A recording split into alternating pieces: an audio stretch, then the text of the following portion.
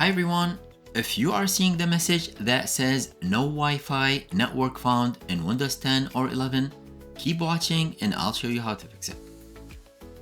First, from the taskbar, let's type network connections, select it from the result, right-click on the Wi-Fi connection and choose properties.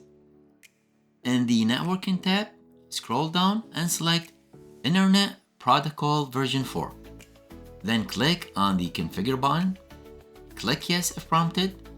In the new window, go to the advanced tab, look for channel width for 2.4 GHz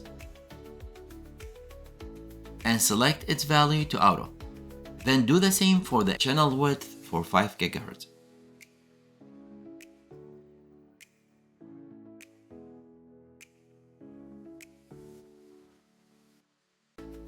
For the next method, from the taskbar search, type CMD, right-click on the command prompt from the result, and select Run as an administrator.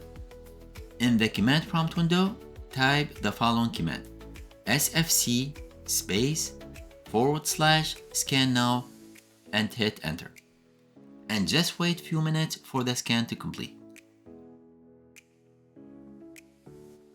Once it finishes, restart your PC to apply the changes. And let me know in the comments if this fixed the issue for you. And as always, please like and subscribe for more content like this. Thank you for watching.